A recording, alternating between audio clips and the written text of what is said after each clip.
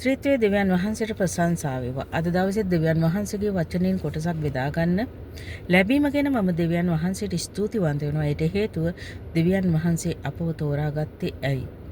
ඇයි දෙවියන් වහන්සේටම අපි කීකරු විය යුත්තේ? ඇයි අපි දෙවියන් වහන්සේගෙන්ම ඇසිය යුත්තේ? ඇයි අපි දෙවියන් වහන්සේගේ හඬට ඇහුම්කන් දිය යුත්තේ? ඒ වගේම අද මම තෝරාගත්තා බයිබල් පද දෙකක් 1 පේත්‍රස් පොතේ පළවෙනි පරිච්ඡේදයේ 3වෙනි පදේ සහ 4වෙනි පදේ. එම පද දෙකේ බලවත් ආශිර්වාදයක් උන්වහන්සේ ස්වර්ගයේ තබලා තිබෙනවා. ඒ තමයි බලයේ ඇදහිල්ල, එමුණ ඇදහිල්ල. ඒ වගේම තමයි උන්වහන්සේ ස්වර්ගයෙන් අපිට දීලා තියෙන මොකක්ද දන්නවද? ස්වර්ගයේ ආශිර්වාදය. ඒ හැමෝම දන්නවා. ජරාවට නොපෙමෙන්නා වූ කිලුටු නොකර ගන්නා වූ කිතුණු ජීවිතයක් උන්වහන්සේ අපිට දීලා තිබෙනවා. මේ පද දෙක අරගෙන, මේ කාරණා දෙක අරගෙන අද අපි ඉන්නේ ස්ථානයේ කුමක්ද? අපි කරන ක්‍රියාව කුමක්ද? කරන්නේ කුමක්ද කියලා අපි තේරුම් ගත යුතුයි. අනිවාර්යයෙන්ම අපි තේරුම් ගත යුතුයි අපි ඉන්න තැන සහ අපි කරන ක්‍රියාව. අපේ දෙවියන් වහන්සේ අපෙන් බලාපොරොත්තු වෙන්නේ ව්‍යාජ සේවයක් නෙමෙයි. ව්‍යාජ සිතුවිලි නෙමෙයි. ව්‍යාජ හැඟීම් නෙමෙයි. ව්‍යාජ අයට අසුවන ක්‍රම නෙමෙයි. පළවෙනි කාරණාව ගත්තොත් බලයේ ඇදහිල්ල කරනකොටගෙන අපි මුළු මහත් කිතුණු සමාජයටම සහ කිතුණු නායකයින් මං මේ මොහොතේ මේ පද දෙකට අදාළ කරගන්නවා. ඔබ කිතුණු නායකයෙක් නම් දෙවියන් වහන්සේට සේවය කරන සෙනඟ හැටියට ඔබ මෙන්න මේ දේ මතක තබා ගත යුතුයි. දෙවියන් වහන්සේගේ හඬට ඇහුම්කන් දිය යුතුයි. පළවෙනි කාරණාව බලයේ ඇදහිල්ලට ඔබේ සභාවට යම් ආත්මයක් එනවා නම් අලුත් අය නෙමෙයි, අලුත් අය අදාළ කරගන්න එපා. දෙවියන් වහන්සේ ගැන දන්නේ නැහැ. හැබැයි දෙවියන් වහන්සේ ගැන දන්න කොහේ හරි ඉඳලා ඔබේ සභාවට, ඔබේ මිනිස්ට්‍රි එකට ආවොත්, ඔබ ලීඩර්ෂිප් ප්‍රින්සිපල් ලීඩර්ෂිප් ගැන ඉගෙනගෙන ඇති. ඔබට දෙවියන් වහන්සේ දීලා තිබෙනවා එක තෑග්ගක්, එක රහසක්. ස්වර්ගයේ දේ සහ පොළවේ දේ දැන ගැනීම සඳහා දෙවියන් වහන්සේ සමග මුළු ආත්මෙම ඔසවලා උන්වහන්සේ සමග සම්බන්ධතාවයේ තබාගෙන යාඥාවෙන් ඒ ආත්මය ගැන අසන්න. ඔබට මුළු ආත්මෙම ඔසවලා උන්වහන්සේට හදවත යොමු කරනකොට උන්වහන්සේ ඔහු ගැන ඔබට කියන්න යනවා. ඔහු ගැන ඔබට පෙන්වන්න යනවා. මේ අර ව්‍යාජ ආත්ම ගනුදෙනු කරන යක්ෂයාගේ ආත්මයේ ඒ සාත්තර නෙමෙයි හොඳ අපේ දෙවියන් වහන්සේ සමග සම්බන්ධ වෙලා ගනුදෙනු කරනකොට ඒ ස්වර්ගික දේ සහ පොළොවේ දේ දැනගන්න ඔබට ලබා දෙනවා. උන්වහන්සේ ඔබ සමග කතා කරනවා. එහෙනම් ඒ දේ පැහැදිලි කරගත යුතු පළවෙනි කාරණාව. බලයේ ඇදහිල්ලෙන් සහ බලය සහ ඇදහිල්ල කරනකොට එමුණ ඇදහිල්ල කරනකොටගෙන එහෙමනම් දෙවෙනි කාරණාව තමයි ස්වර්ගයේ ඔබට තබලා තිබෙන ආශිර්වාදේ විනාශ කරගන්න දෙන්න එපා ව්‍යාජ ආත්ම නිසා. දෙවෙනි කාරණාව තමයි ඔබ ව්‍යාජ අය ඇසුරු කිරීමට යන්න එපා. ඔවුන්ගේ පැත්ත ගන්න එපා. ඔවුන්ව ඔබේ විශේෂ දේවල් වලට ආරාධනා කරන්න එපා. ඔබේ දරුවන්ව, ඔබේ රැළ, ඔබේ බැටළුවන්ව ඔවුන්ට නැවත යොමු වෙන්න ඉඩ දෙන්න එපා. ඔව් ඒක රැක ගන්න ඕනේ. එහෙම වුණොත් ඒ ආත්ම ඔවුන්ව අල්ලා ගන්නවා. ඒ නිසා හැම නිතරම ගුරුකන් දෙන්න, ඉගන්වන්න, හැමදේම කරන්න දෙවියන් වහන්සේගේ වචනය කරනකොටගෙන ඒ ඔබේ සෙනගට ඔබ සමග සිටින සෙනගට ඔබ ගුරුකන් දෙන්න, ඔවුන්ව රැකගන්න දෙවියන් වහන්සේගේ වචනයට අනුව.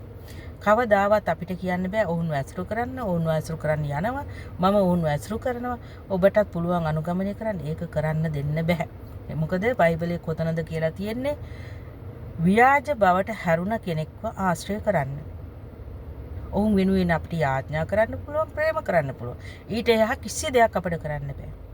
ඒ නිසා දෙවියන් වහන්සේ ඉදිරියේ ඔබ යම් කිසි වැරද්දක් කරලා තිබෙනවා නම්, දෙවියන් වහන්සේ එපා කියපු දේ ඔබ කරලා තිබෙනවා නම්, ඔබේ හැඟීම් වලට ආශා වෙලා, හැඟීම් වලට වහල් වෙලා, හැඟීම් නිසා යහළුවන් නිසා, එහෙම නැත්නම් ඔබට අතහරින්න බැරි කෙනෙක් උදෙසා කියලා එහෙම දෙයකට ඔබ මැදිහත් වෙලා ඉන්නවා නම් මැදිහත් කරගෙන ඉන්නවා නම් සම්බන්ධකමක් තියෙනවා නම් දෙවියන් වහන්සේගෙන් සමාව ගන්න සමාව අරගෙන නැවත හැරෙන්න දෙවියන් වහන්සේ ඔබට සමාව දෙන්න බලාගෙන සිටිනවා. ඒ නිසා අපට කොතනකවත් බයිබලයේ කියලා නැහැ ඔවුන් සමග සම්බන්ධතාවයක් නැති කරගන්න. මගේ ජීවිතයේ යම් කාලයක් මම ඇසුරු කරා ඔවුන් ව්‍යාජ බවට හැරිලා හිටියේ නැහැ.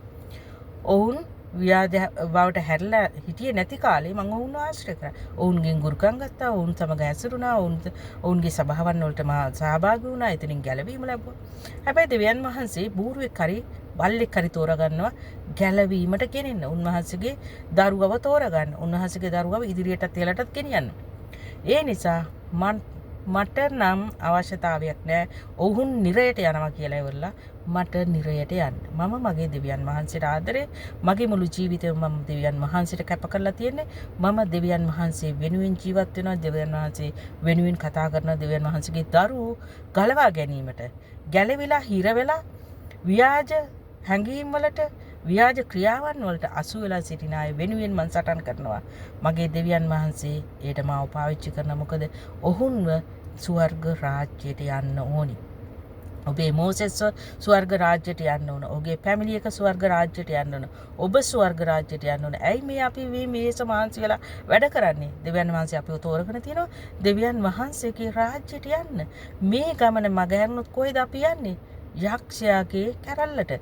යක්ෂයා පහදා දෙන මාර්ගයේ ඒ ගිනිවල.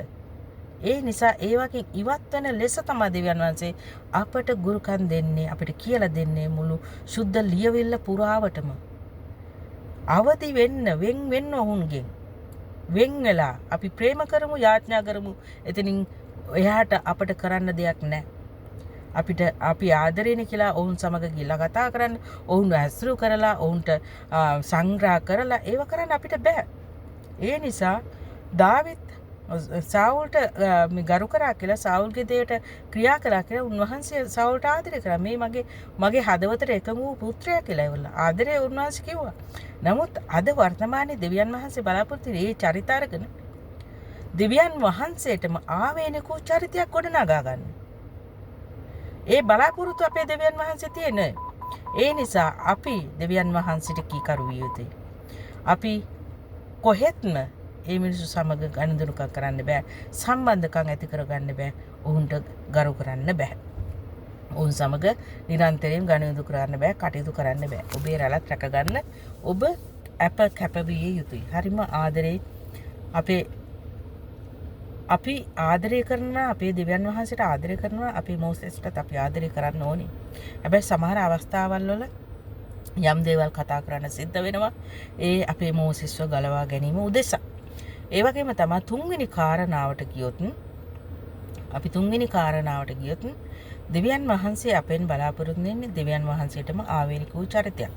ඒ නිසා අපි අලුතින් ගොඩනගන සෙනගක් සිටිනවා නම් ඒ සෙනගට මුල ඉඳලම අපි කියා දිය යුතුයි. ව්‍යාජ ගුරුවරු කවුද? ව්‍යාජ හැඟීම් වලට යටත් වෙන අය කවුද? ව්‍යාජ ක්‍රමයට හැඩගැහෙන්නේ කවුද? අපි ඔවුන්ට මුලින්ම කියා දිය යුතුයි. කියා දුන්නේ නැත්නම් ඔවුන්ව අනුගමනය කරන්න යනවා. ඒ වගේම තමයි හතරවෙනි කාරණාවට ගියොත් ව්‍යාජ ගුරුවරුන්ව හඳුනාගත්ත ක්‍රමයක් තියෙනවා. යක්ෂයා අද සූක්ෂම ලෙස කටයුතු කරන එක සංකේතයක් තියෙනවා. කුරුසිය. ව්‍යාජ ක්‍රමයට හැරිවිලා ඉන්න මිනිසුන්ට බෙල්ලට යකඩ දංවලක් දාලා කුරුසිය එල්ලනවා. බෙල්ලට යකඩ දංවලක් දාලා කුරුසිය එල්ලනවා. දෙවියන් වහන්සේ වේදනාවට පත් කරන්නේ. ඉතින් මේ දංවල දාලා තියෙන යකඩ දංවල යක්ෂයා හැරෙන පැත්තට උන් හැරෙනවා. උන් පසුතැවිලි වෙන්නේ නැහැ. ඔවුන් ඒ දේම තමා කරන්නේ. උඩඟුයි ඒ ක්‍රියාවම කරනවා, ආත්ම එකතු කරනවා යක්ෂයාගේ කරල්ලට, දෙවියන් වහන්සේට නෙමෙයි. ඒ නිසා අපි දෙවියන් වහන්සේට ආත්ම එකතු කරමු. උන්වහන්සේගේ වචනේ කියා දීලා ඔවුන්ට හික්මවීමක් ඇතුව ගුරුකම් දීලා උගන්වලා ඔවුන්ව දෙවියන් වහන්සේගේ මාර්ගය යවන්න ඕනේ. ගෝලයන් කරන්න ඕනේ. ඒක තමයි අපේ එකම බලාපොරොත්තුව දෙවියන් වහන්සේන් කළ යුතු දේවල්.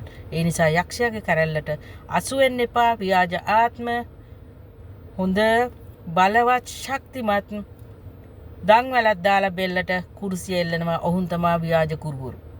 ව්‍යාජ ආත්ම. ඒ ඔහුන් යක්ෂයාගේ කැරැල්ලට අයිති අය, යක්ෂයාගේ කැරැල්ලේ යක්ෂයාගේ මාර්ගයේ යන අය. ඒ නිසා ඔවුන්ව හඳුනා ගන්න. ඔවුන්ගේ දේවල් බලන්නවත් එපා. ඔවුන්ගේ දේවල් ක්‍රියා කරන්නවත් එපා. හාස්කම් කරන්නේ ඔවුන් හාස්කම් කරන්නේ යේසුස් වහන්සේගේ වචනය කියා දීලා, යේසුස් වහන්සේගේ වචනය උගන්වලා, යේසුස් වහන්සේගේ වචනය විකුණලා, කියා දීලත් නෙමෙයි විකුණලා ඔහුන් සල්ලි හම්බ කරනවා. ඒ නිසා ওই සල්ලි හම්බ කරන ක්‍රමයේ, ඒ හාස්කම් කරන ක්‍රමයට අසු වෙන්න එපා. ඒවා බලන්නවත් එපා. ඒවා පැත්තකට දමලා යේසුස් දෙවියන් වහන්සේගේ වචනය තුල ඉදිරියටත් ඉහළටත් යන්නේ. ඒ වචන තමයි අපි අල්ලා ගන්න ඕන. දෙවියන් වහන්සේගේ වචනය අර කිසි දෙයක් නැහැ. අපි දෙවියන් වහන්සේ සමග ගනුදෙනු කරනවා නම්, කටයුතු කරනවා නම්, අපි කීකරු වෙනවා නම් අපේ දෙවියන් වහන්සේට විතරයි අපි කීකරු වෙන්නේ. මේ පණිවිඩය අද මේ වචන දෙක අද නොදන්නකම සමහර තීරණ ගන්නවා ව්‍යාජ අදහස්. ඔබේ සභාවට යම් කිසි කෙනෙක් එනවා නම් ඒ ව්‍යාජ ආත්මයක්ද නැද්ද කියලා ගනුදෙනු කරන්න දෙවියන් වහන්සේත් එක්ක අවට සිටින අයත් එක්ක නෙමෙයි. ඔබට අතිමහත් ඇදහිල්ලක් දීලා තියෙනවා, බලයක් දීලා තියෙනවා, ස්වර්ගයේ දේ පොළොවේ දේ දැන ගැනීම උදෙසා. දෙවියන් වහන්සේ ඔබට හරි දේ පෙන්වනවා ඔබව ස්වර්ග රාජ්‍ය කරා ගෙන යාමට. ඒ නිසා ඔබ දෙවියන් වහන්සේට පමණක් යටත් වෙන්න, ආත්මික වෛශ්‍යාකමට අසු වෙන්න එපා. ව්‍යාජ වෛශ්‍යාකමට අසු වෙන්න එපා. ඒ නිසා දෙවියන් වහන්සේ දුන්න මේ බලය, මේ ඇදහිල්ල රැකගෙන ඉදිරියටත් ඉහළටත් යමු. දෙවියන් වහන්සේ ඔබට ආශිර්වාද කරන සේක්වා.